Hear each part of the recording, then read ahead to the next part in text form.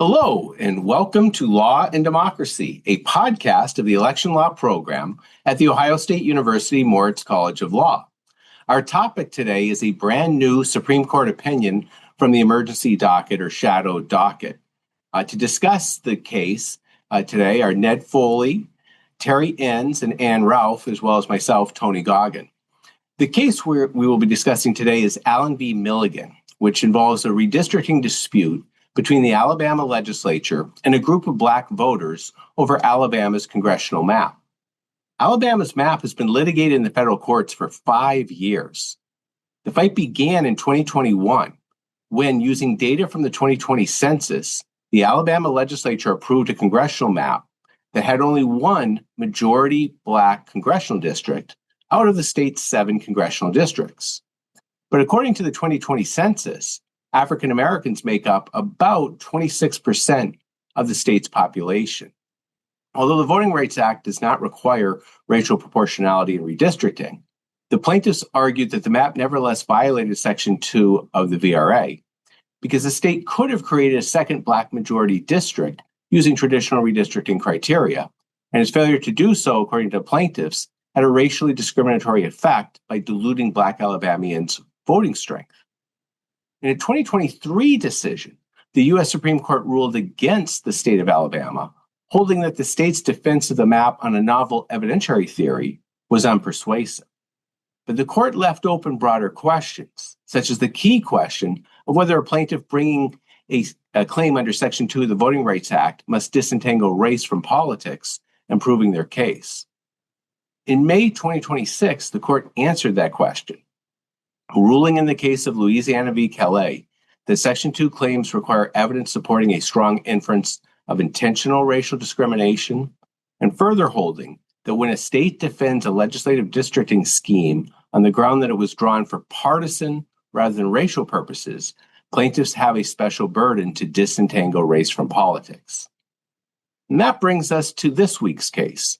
The battle over Alabama's congressional map is finally over. On June 2nd, which was just 48 hours ago as we record this episode, the Supreme Court stayed a district court ruling that had ordered Alabama to create a second Black majority congressional district. In a 6-3 ruling, the Supreme Court held that Alabama was likely to win on the merits because the justices saw the state's failure to create a second Black majority district, presumably, as evidence of partisan intent and not as evidence of intentional racial discrimination. The majority also chastised the district court for ignoring the court's Purcell principle, which directs lower federal courts to not alter election rules on the eve of an election. There's a lot here, so why don't we start with the most important question, which is about the intersection of race and politics. In its decision on Tuesday, the court reiterated its Callais holding that the mere fact that voters of different races vote for different parties is, in the court's view, not relevant to proving racially polarized voting patterns. So let's begin with this question. How do we disentangle race from politics? Well, I don't know that you can, but that's a little bit of flippant, simple answer. But Tony, you did such a great job setting the stage that before we dive into this crucial first important question, can I just ask you one thing about your introduction? Because frankly, first of all, I didn't really understand how the Louisiana Callais decision was consistent with the Supreme Court's earlier ruling in this Alabama case, Allen versus Milligan, the one that you mentioned from 2023, where the court upheld the creation of a second majority Black district. And then less than 48 hours ago, as you say, they basically repudiate that holding, or that's what it seemed to me like. I mean, they certainly repudiate the need for that district and the creation of the district. But your explanation of it is the first thing that I've heard that might kind of make sense in terms of how the majority of the court could do two things that seem the opposite of each other. And what you said that I think is worth highlighting is you understand the 2023 ruling as narrow based on just a kind of an evidentiary fight about what kind of evidence gets used to prove the necessity or the lack of necessity of a map. I had read the court's opinion in 2023 as, although it definitely talked about that evidentiary issue, broader than that. In other words, it sort of re-articulated basic principles of the Voting Rights Act and Voting Rights Act jurisprudence and used those basic principles to then make its evidentiary holding. But the way it articulated the general principles would seem to have enduring value. They were long-standing prior to 2023, and the court seemed to be saying we're sticking with our guns, so to speak, or we're sticking with precedent, stare decisis, and all that. And then all of that gets upended. So would you mind sharing a little bit more your insight about how you can square this circle, how the narrow 2023 ruling can be at least logically consistent with what they're doing today? Yes, Ned, and I'm with you. I personally see significant tension between the two rulings. But I do think if you're looking to find a degree of consistency, I think it basically is the argument that Alabama did a poor job of defending its map in the view of the Supreme Court in 2023 and didn't effectively argue partisanship. And because they didn't, the court in Callais viewed the Allen v. Milligan ruling from 2023 as not binding or not inconsistent, binding, but not inconsistent with where they clearly wanted to go in Callais, which is to allow partisanship to be a extremely difficult to overcome defense for state legislatures. So I do think there's a broader inconsistency in Allen v. Milligan as when you put Allen v. Milligan up against Callais. I think clearly the court in 2023 was trying to reach a compromise opinion to get the votes they wanted, but 3 years out, I think they now had the votes to get where they wanted to go. And in fact, as I understand it, one of the senior legislative officials in Alabama had argued after Allen v. Milligan in 2023 that they really were only one vote short of where they needed to be. And so I think it's the fact that there are a lot of cooks in the kitchen.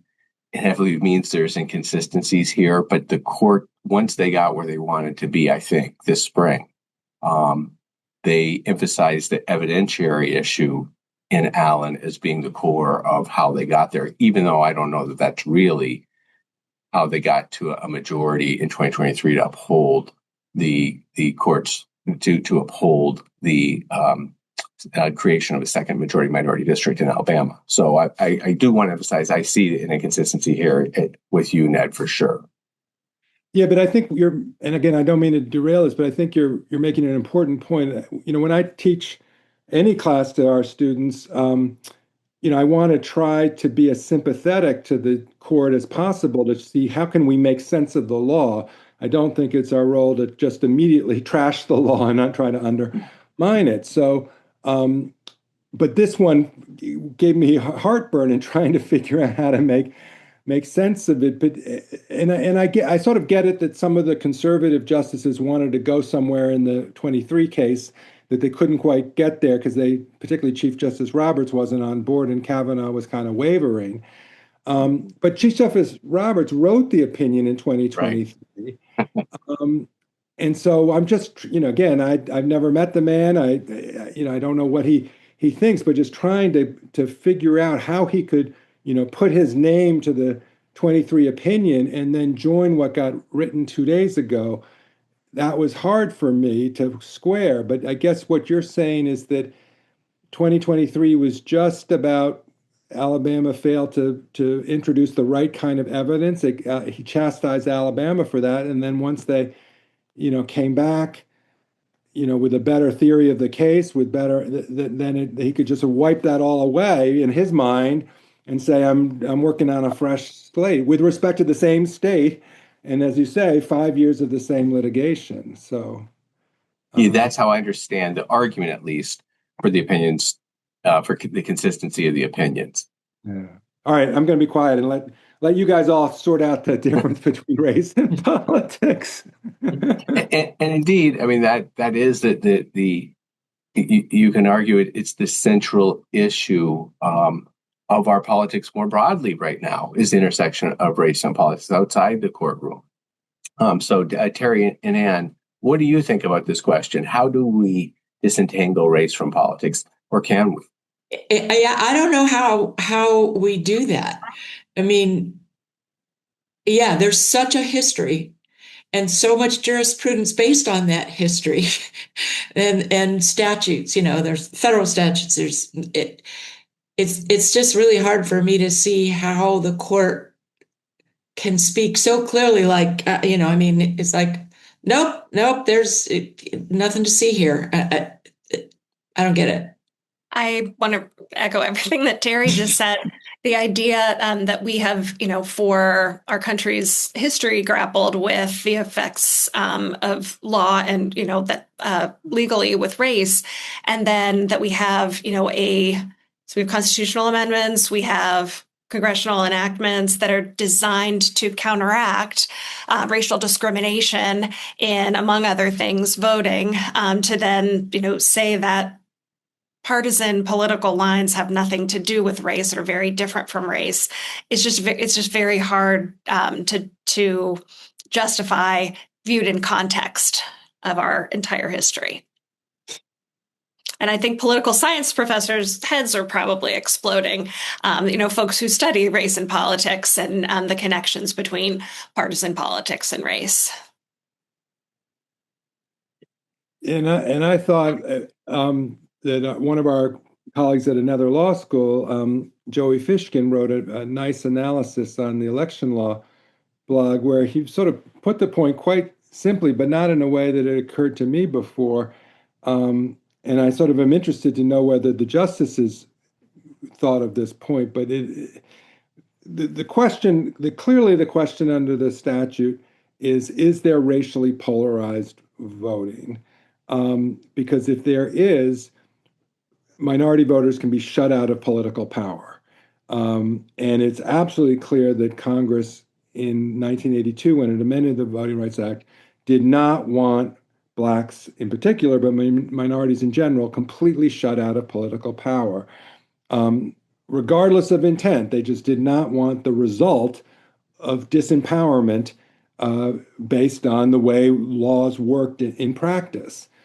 And as Ann said, political scientists can, prove very simply that, if you have a locality where there's a white majority that is politically cohesive and, determined to vote against the interest of Blacks, and Blacks, vote completely contrary to whites because there's such racial animosity, antagonism, polarization, which we wish didn't exist. But if that's the reality, then the Black minority is going to be disempowered. It's just a matter of mathematical fact, given those political conditions.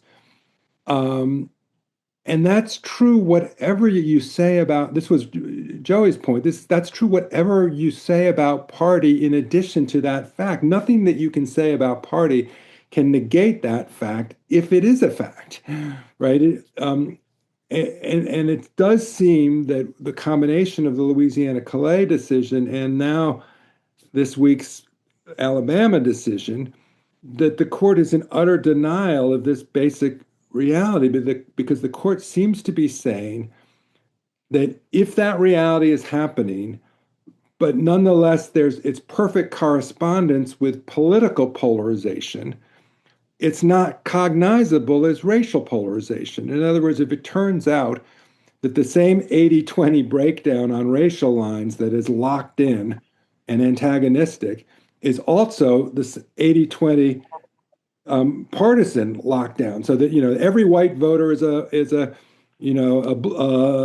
red voter, and every Black voter is a blue voter. I mean, it'd be overly simplistic, but even if that's the facts, you obviously have both political polarization and racial polarization on those facts. And the court seems to be saying if that's the facts, you just ignore the racial polarization and say, because there's political polarization, there's nothing cognizable under the Voting Rights Act. And that's bizarre and preposterous, it seems. And does anybody, again, have a charitable account of how the court could be thinking that? Well, one thing I think has been argued is that when the VRA, the period from the 60s through the 80s, when the VRA was first adopted in 65, to the 82 Amendment, even up to Thornburg v. Gingles, which is roughly, I think it's 86, that opinion was handed down, there still was a very significant segment of the Democratic Party in Alabama, Mississippi, and other deep South states that was white. And yet you could see within the party, white Democrats drawing lines for the purpose of diluting the influence of African Americans' votes, particularly at the local level. And so I think what a charitable defense of the court would be that they're saying it really is partisanship, not race, because in America today, Mississippi and Alabama and Louisiana, I'm citing Mississippi, even though it's obviously wasn't involved in the case, but it has very similar demographics to Alabama and Louisiana. And in all three, what is unique about them is they don't have a large percentage of white Democrats in general, because, at least this would be the argument, because they have very low rates relative to the North, low rates of college-educated voters. And the diploma divide is in so many ways now the defining feature of our politics. Matt Grossman and his colleague David Hopkins have written about this, the political scientists, in an era where class is now the driving factor in our politics. In particular states, it might look like race is the sole issue. But if you go to Vermont, where you have an overwhelmingly white population, they're voting for Democrats. Or you go to Minnesota, they have an overwhelmingly white population, but they're not trying to eliminate black districts in Minnesota or elsewhere. But it may not be because they're Minnesotans versus Alabamians that explains the behavior of the white voters in Minnesota and Alabama. It may be that in Minnesota, you have sky-high rates of the demographic among whites that's most predictive of whether they're going to be a Democrat, which again is, are they college-educated? Are they more upscale voters? Whereas in Mississippi or Alabama, or Louisiana, two key states here, Alabama, Louisiana, you got much lower levels of that. And then on the other hand, African Americans are the great outliers, at least thus far, in the sort of class realignment of American politics. African Americans are now the only demographic where you still see tremendous support for the Democratic Party among working class voters. You don't see that obviously with white voters. And we see very much less of it among Latino, Hispanic voters than we used to. And I don't think there's sufficient data right now on Asian Americans, but clearly African Americans are the great outlier because there isn't an internal class divide among African Americans, at least not yet, like the rest of the country, that could have distorting effects that make it look like race, but it's really part of a broader story of American class. I think that would be the argument. Yeah, it's really illuminating, but it still doesn't answer, at least my concern about where the court is on this, because, again, just to simplify it, imagine a state that is, just in terms of racial composition of the state, is 80-20, 80% white, 20% black, and we'll abstract from other racial groups just for simplicity's sake. And again, let's just simplistically assume, that all the white voters vote for candidate A, and all the black voters vote for candidate B. Right? I think we all agree that the political scientists would call that racial polarization in and of itself. And I also think it's true, as you absolutely said, Tony, when the Voting Rights Act was adopted in 65 and when amended in 82 and Jingles was decided in 86, we did not have the partisan polarization that we have now, and also on the issue of race. In other words, there was elements of the Democratic Party that supported civil rights, and there were elements of the Democratic Party that did not, and there were elements of the Republican Party that did and did not. So it was easier to see how racial polarization could be very different from partisan polarization, and that the statute was designed to address racial polarization and not at all designed to address partisan polarization. All that, I think, is everybody should accept is true. But if the facts are like my hypothetical, 80-20, white, black, all whites vote one way for one candidate, all blacks vote for the opposite candidate, racial polarization, how can it matter to the court that it might also be true that the 80% are members of one party, the 80% that are white, and the 20% that are black are members of the opposite party? I mean, it could be undeniably true that there is both complete partisan polarization and complete racial polarization at the same time, but that doesn't negate the existence of racial polarization. How could it undermine the existence of the predicate of polarization that sets the stage for potential liability under Section 2? That's not to mention potentially intentional race discrimination if the government is trying to rely on that polarization in order to disempower blacks. Ned, I wonder how much work the word colorblind is doing in all these cases. I mean, even though it's not in all these cases, my sense is that the court really, really wants to back out of, and this is much broader than voting cases, but wants to back out of any time that we look at anything from a non-colorblind perspective. So, the statutes still exist and say that there's some non-colorblind, and it's a double negative almost, that we can look at race. But I think the court really, in all aspects, wants to say, no, it's just not an issue. We don't look at it. We don't make decisions based on it. We can't draw lines. We can't admit students. I just wonder how much that is driving, even though it doesn't seem rational to us from looking at other perspectives, but is that what's the driver?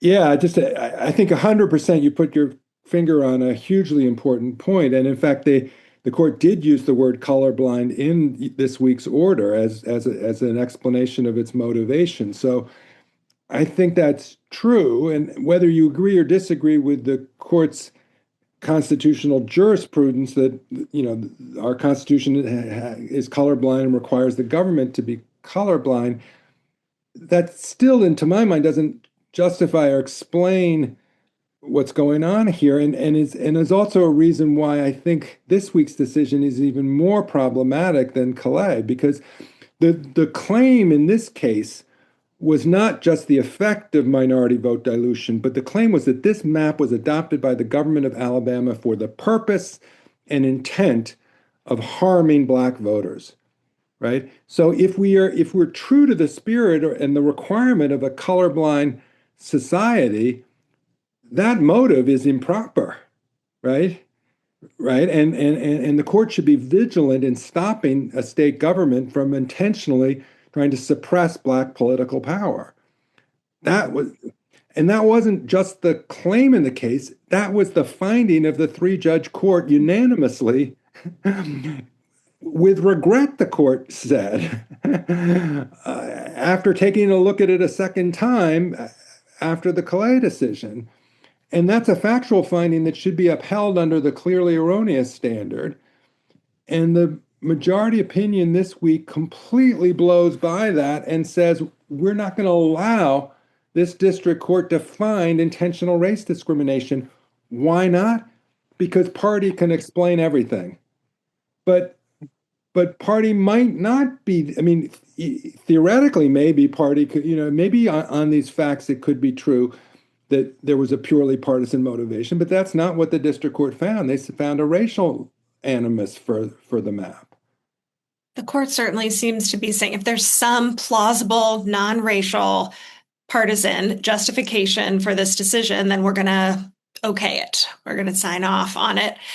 But so I want to ask you this question, Ned, because you've talked before about, sort of like the need for reasoning in court decisions. I want to ask everybody this question. We get so much more analysis from Justice Sotomayor's dissent than we do from the the majority order here. And this is a case on the shadow docket. I mean, to what extent does that failure to engage by the majority with some of these larger questions about, the clearly erroneous standard and other things, just really complicate the law around this issue? Should we expect more reasoning from the majority in a case like this? Yeah, I mean, I want to hear what others have to say. I mean, I think it's a fair point. I'm not as critical as some people are with the court's use of the so-called shadow docket. They've got to deal with these motions. These motions are in front of them. They've got to rule one way or the other.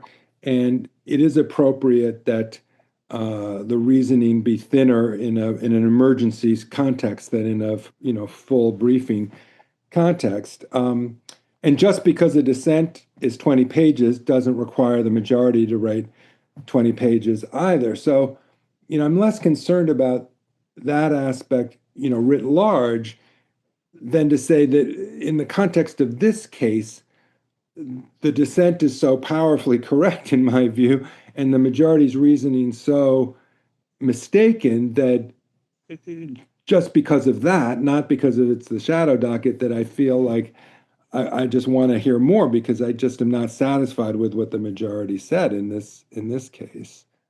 Does that make sense? Yeah, that makes perfect sense.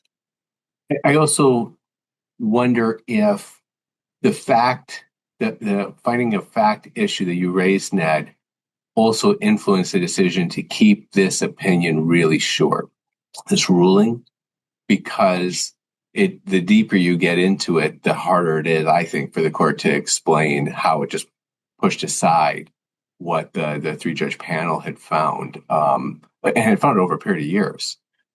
And one interesting thing, too, in Justice Sotomayor's opinion that I'd be interested to get everybody's response to is she emphasized Alabama's, I think she used the word defiant half a dozen times in describing Alabama's response to the district court.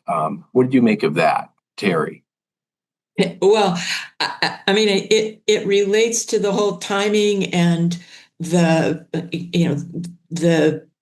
legislature. The line in there about that states are free to decide for themselves whether last-minute changes to an election are in their best interest. I found that incredibly troubling because I thought it's the courts that are supposed to protect people from last-minute changes. So anyway, that's not really answering your question, Tony, but it just, the deference that the court gave to what the state did, I also found remarkable. Yes, and in the Purcell principle, which we just touched on a bit, and now Terri, you've raised, I think this is the appropriate time to address that, because the Purcell principle, as I mentioned at the top, is now a roughly 20-year-old principle articulated by the U.S. Supreme Court that directs federal courts to not change election rules on the eve of an election. I guess my question is, why should courts defer to legislatures here when at a certain level it does feel like the legislature is a fox and we're putting it in charge of guarding the hen house if we say the legislature can do whatever it wants right up to the eve of an election, but federal courts can't? What do you think of that? It seems, there's two things about the legislature in this, the 4 pages that the court put out. One about this timing thing that, hey, the states can do what, if they choose to, they can. And then the other thing is the presumption of that they have everyone's best interest at heart. I don't remember the exact language. I'm sorry. Presumption of good faith, legislative good faith. Yeah, legislative good faith. And, as someone who works with the Ohio legislature, I constantly tell my students, you presume positive intent. You always go in assuming that the legislature has positive intent. But at a certain point, aren't the courts supposed to be able to step in? And I see two places the court saying, nah, no, court kind of hands off here.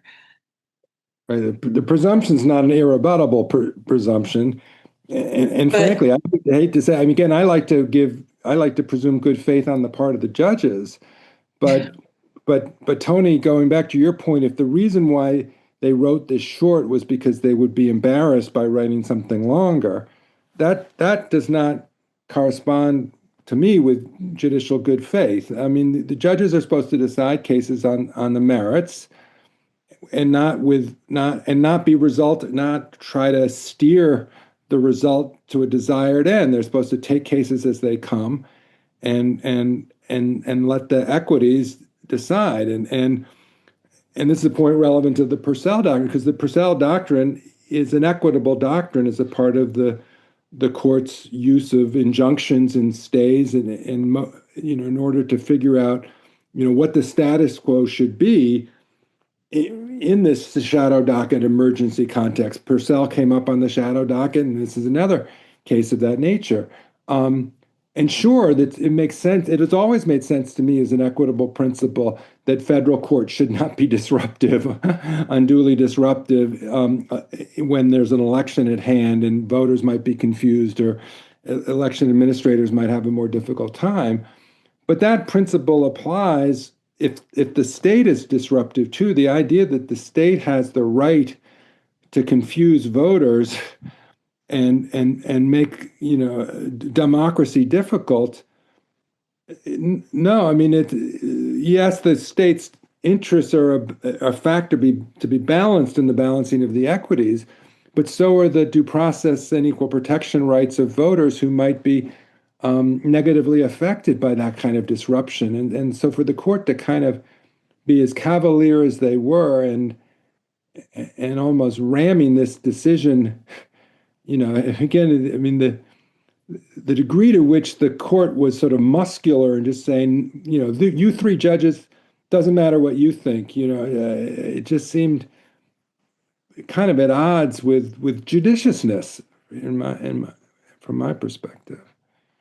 There's an interest in not confusing voters and not disrupting election processes in which federal courts shouldn't cause problems. Then certainly there's some interest in not confusing voters also at the hands of state legislatures. And I just find the on the ground application of this decision to be really, fascinating. And I think of, the local county level election workers who are going to have to figure out, right, the registrars who are going to have to change different, it can't be done with the click of a mouse button. These have to be done on a one-to-one basis, all of these changes. This is a very disruptive process that we might have reason to think can't be completed in time. So it's very, strange to me that this kind of disruption and voter confusion has the court's imprimatur. And on that point, and Callais itself, the timing of Callais was mysterious in that I think the general expectation was it would either be very early in 2026, before the primaries, or be after the primaries. But instead it was the middle of a bunch of states' primaries. And then other states, some states had already issued absentee ballots. It really created chaos for election administrators. But that raises another issue, which is the Alabama congressional map dispute is playing out against the backdrop of mid-decade redistricting nationally. And when we talk about legislative good faith, it sort of presumes that the idea is coming from the legislature. But as has been made pretty clear by a lot of Republicans, mid-decade redistricting is not an idea that originated just with legislatures. It's been coming out of the White House. President Trump was really the initiator of this over the opposition of many, many Republicans who feared the unpredictable consequences of doing redistricting when the census they're relying on is 6 years old, and when Democratic voters are now the high propensity voters and Republicans are the lower propensity voters, so midterms to begin with are more favorable terrain for Democrats than Republicans.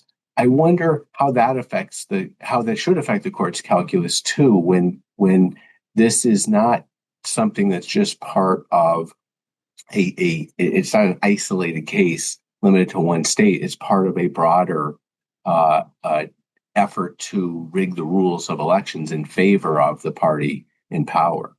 How much weight? How much should the larger national story be part of what the court addresses in ruling on these difficult issues, difficult cases?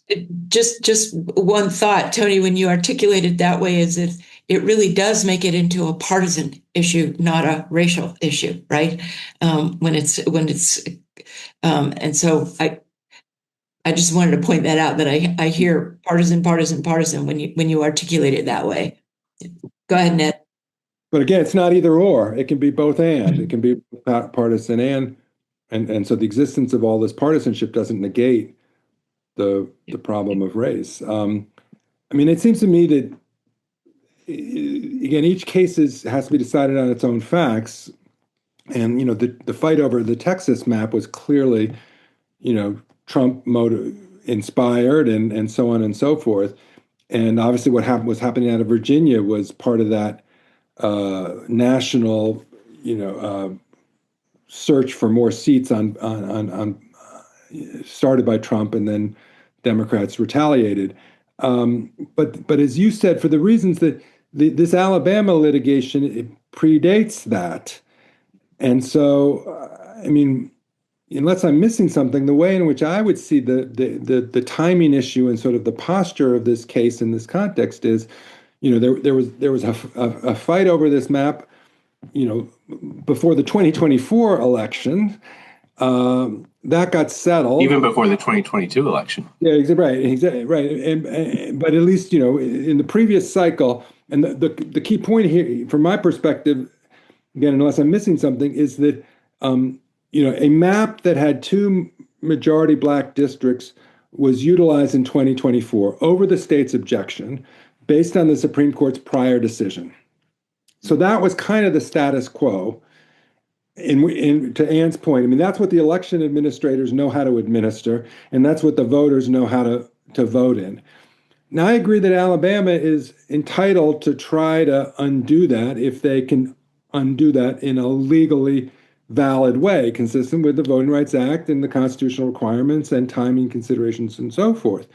But it seems to me those are big ifs. And so when you've got the district court saying your effort to change from the 24 map is intentionally racially discriminatory and happening too late and is too disruptive, it seems to me that the appropriate appellate posture is to say, we're supposed to give deference to factual findings by district courts. Maybe it was clearly erroneous, but in the emergency fighting over the shadow docket, we should be presuming that this 3-judge panel got the facts correct.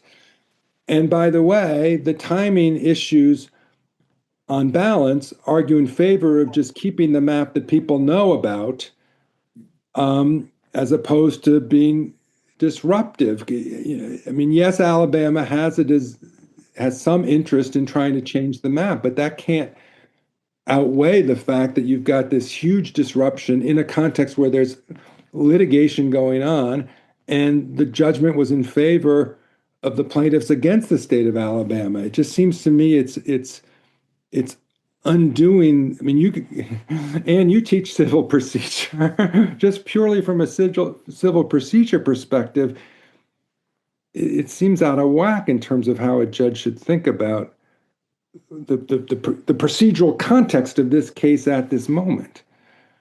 Yeah, I think that makes a lot of sense, that we have a status quo, we have district court findings, this isn't an emergency order posture. And so to come in and make sort of some of the decisions that the majority has made seem inconsistent with a lot of the principles that we would apply for procedural regularity in a lot of other contexts. The other interesting aspect to this, in my mind, is the domino effect, which, again, we've seen in mid-decade redistricting, as Ned, you were just pointing out, when Texas acted, California acted in response. This, it looks like, will have a similar domino effect when it comes to majority-minority districts around the country, including in blue states. Presumably not in the 2026 election because it's too late in most blue states to redraw the lines. But in 2028, I think there is a general view that Democrats are going to respond by eliminating their majority-minority districts as well, not for the purpose of diluting minority votes, obviously, since at least not for the purpose of diluting African-American votes, since African-Americans are still overwhelmingly Democrats, but rather for the purpose of putting more Republican districts in play. Because one thing that's obviously not within the jurisdiction of the courts, but is of pressing importance for everybody in American democracy, is that when you create a majority-minority district, it does result in the case of the Democrats, results in a huge number of wasted Democratic votes. I think in Louisiana, the two congressional districts that were at issue in Callais, the Democrats won something on the order of 65 to 70% of the vote in both of those districts, which is pretty amazing because that then means you've actually structurally protected all the Republican districts from competition because you packed so many Democratic voters. And the same phenomenon, political scientists point out, the same phenomenon is actually present in many blue states, and that the Democrats are now, including the Congressional Black Caucus, are actively considering eliminating many of their majority-minority districts to move African-American voters into highly contested suburban, exurban districts. And there is analysis that suggests that if you actually saw that happen nationwide, the Democrats would come away with a net gain in seats. The New York Times just had a piece today about Jim Clyburn in South Carolina in this internal discussion within the Democrat Party and the Congressional Black Caucus about what to do in an era now where majority-minority districts are going to be eliminated in the Deep South, giving Republicans a huge advantage in these Deep South states. Are Democrats in a redistricting arms race required now to eliminate their own majority-minority districts in order to maximize their chances of picking up additional seats in competitive districts? So again, that's not something that the court should necessarily be considering. But I think for all of us, as observers of the political scene, it certainly seems to be an ironic consequence of the court's opinion in Callais and now here in Allen v. Milligan. And it is clearly prioritizing politics. It's downplaying the power of the minority voters in order to buttress the political side. Yeah. I think it will also be very interesting to see what happens in Georgia and North Carolina, which are Southerns. Technically, Georgia's a deep South state geographically, but certainly isn't politically anymore. And my understanding is, from most political observers, if you actually eliminate the majority-minority districts in Atlanta, that would clearly have a huge benefit to the Democrat Party in general in Georgia, because you're still going to hold likely those districts, but you're going to be moving so many Democratic voters into contested districts deeper in Georgia. And North Carolina, same thing, because I think the key difference is Louisiana and Alabama. This is off the top of my head, so this statistic could be wrong, but it's roughly the Republicans win 65% of the U.S. House votes statewide, I think, in those states in the typical election. They occasionally, Democrats win the governor's office in Louisiana just a couple cycles ago, but in general, Republicans are carrying about 2/3 of the state. But that is not the case in Georgia or North Carolina, which are more 50-50 states. So this is a very dangerous path for Republicans to follow, not just in the North, it's more contested, but even in the South, even in the Deep South, where, again, you have so many now frankly, white, northern college-educated voters who moved into suburban Atlanta and the Research Triangle who are voting for Democrats. This is a path that, as Ned said, the particular case in Alabama predated mid-decade redistricting, but it's part of a larger story of mid-decade redistricting pushed by President Trump. But a lot of Republican Party pros, I think, are very skeptical that the Republican Party will benefit from this over the long run. Yeah, that's really interesting.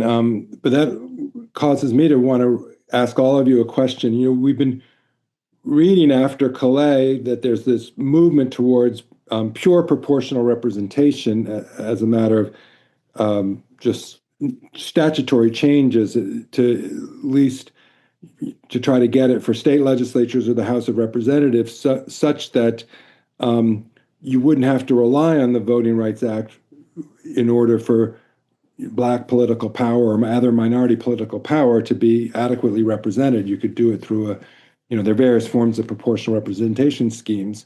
The standard line that I've heard over the last few weeks is that, yeah, that's a nice idea academically, whatever, but as a matter of political reality, the Republicans aren't going to do it, and that the Democratic Party, even if it came into power, wouldn't want to dilute its own power through the form of proportional representation.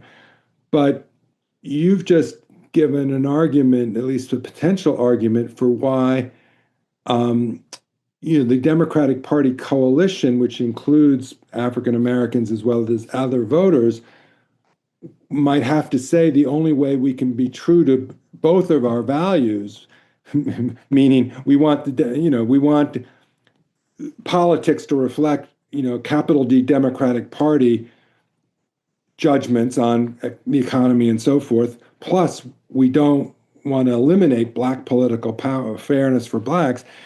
The only way you could achieve that would be through a proportional representation scheme, as opposed to the scenario that you're identifying, which is under current districting law, you'd have to eliminate Black political power in order to retain Democratic Party power. But you could sort of have your cake and eat it too with a proportional representation scheme. And so I wonder if that wouldn't incentivize the Democratic Party to adopt PR contrary to the expectations of prognosticators. I don't know if you all have any thoughts on that.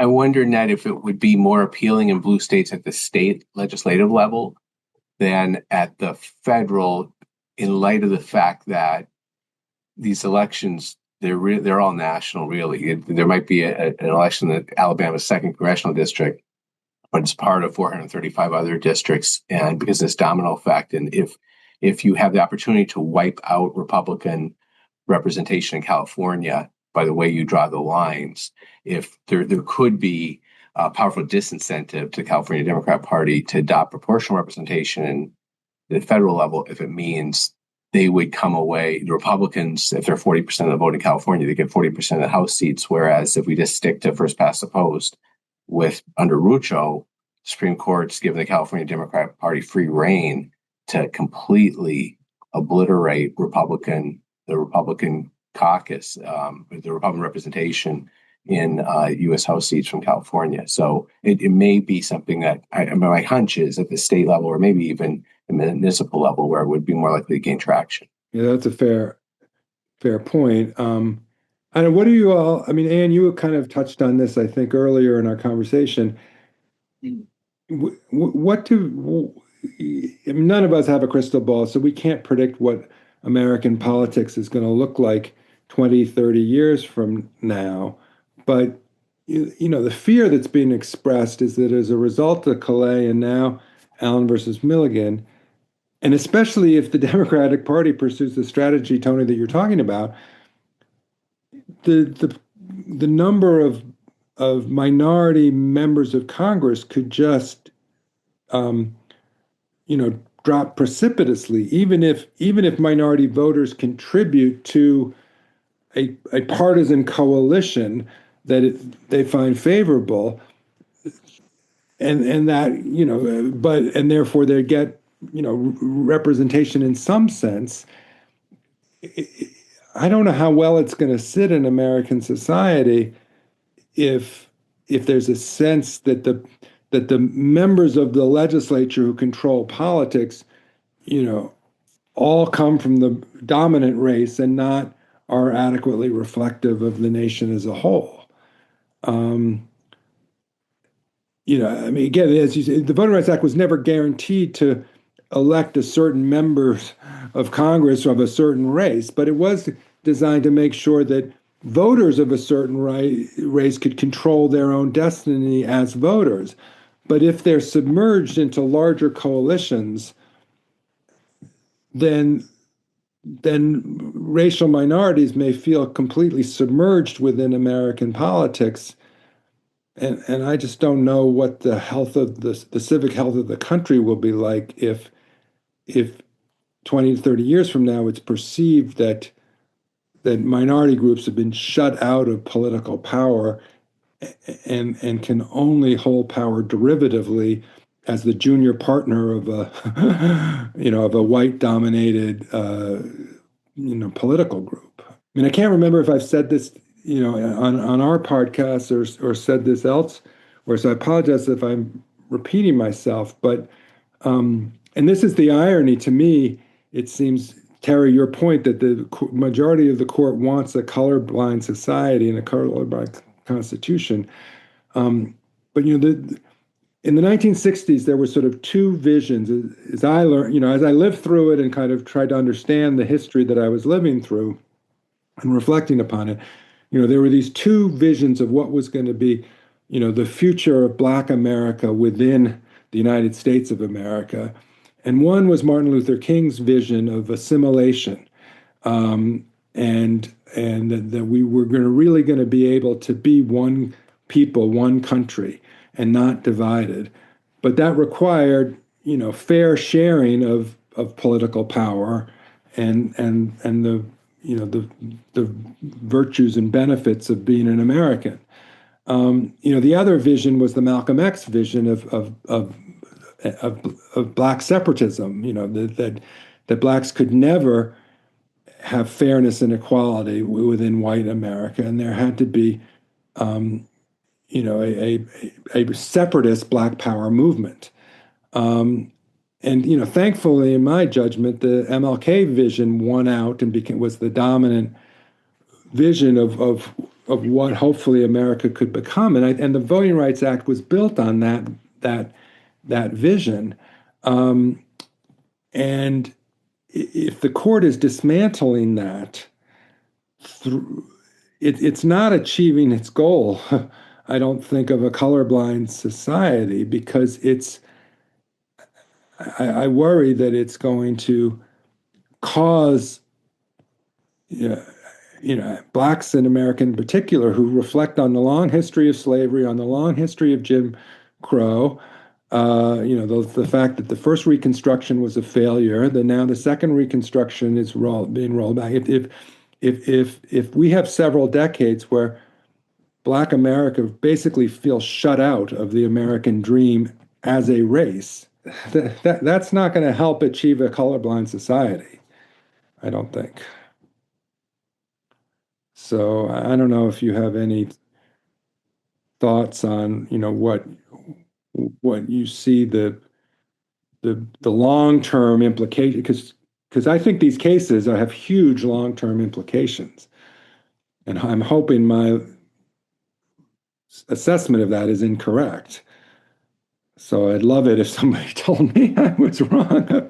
Well, Ned, I think you could argue that there's one other element here besides race and partisanship and class, and that is ideology.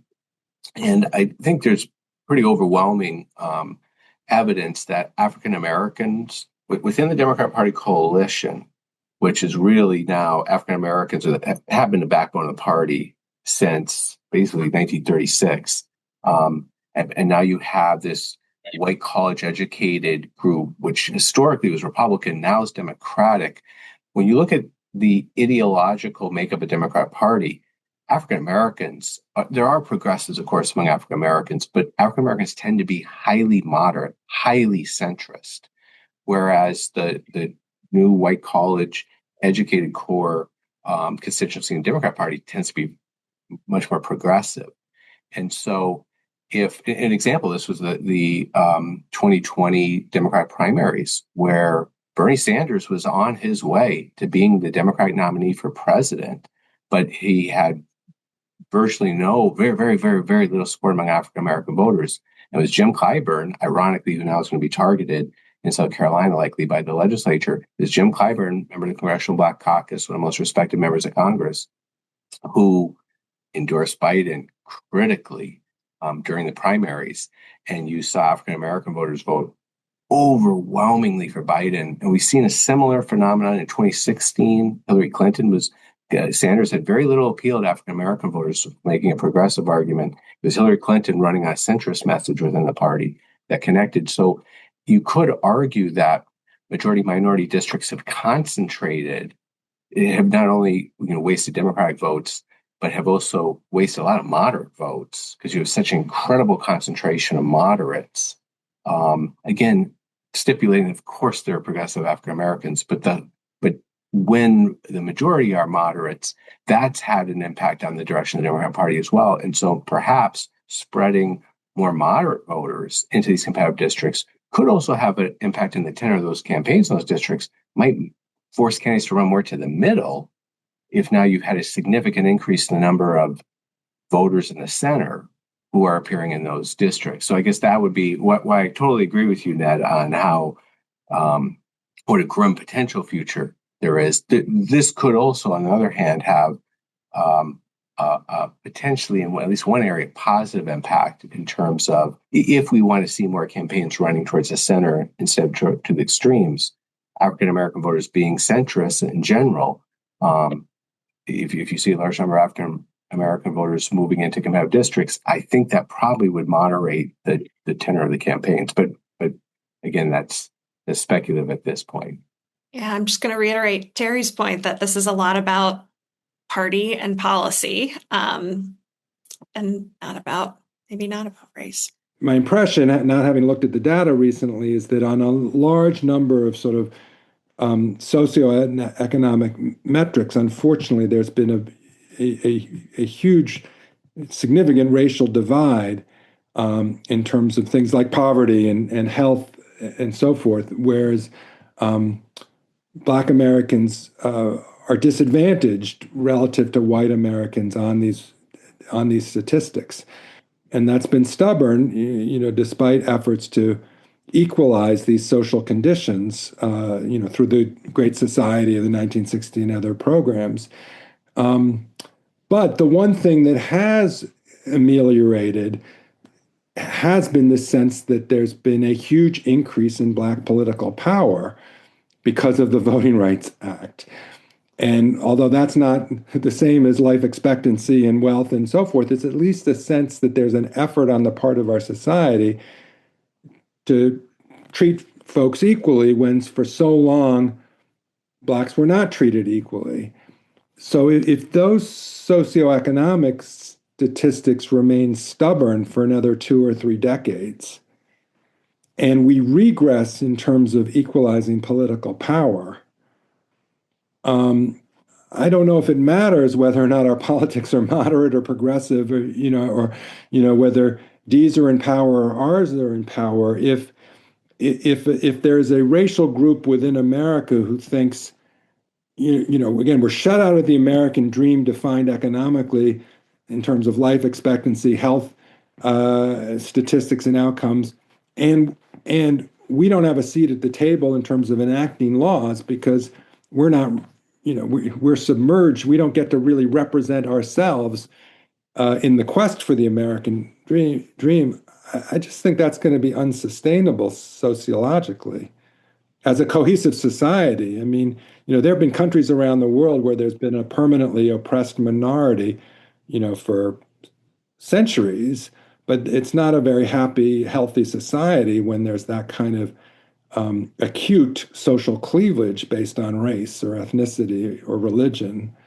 And and I just worry that we're setting ourselves up for a reemergence of a really acute social cleavage that we were trying our best to get away from over the last half century or so, which seems totally contradictory to the goal that the court majority had. So this is the other thing I'm so perplexed about, is that some people accuse Chief Justice Roberts of attempting to be a judicial statesman, less a kind of doctrinalist, but just trying to steer the ship of state as best he can from his vantage point as a Chief Justice.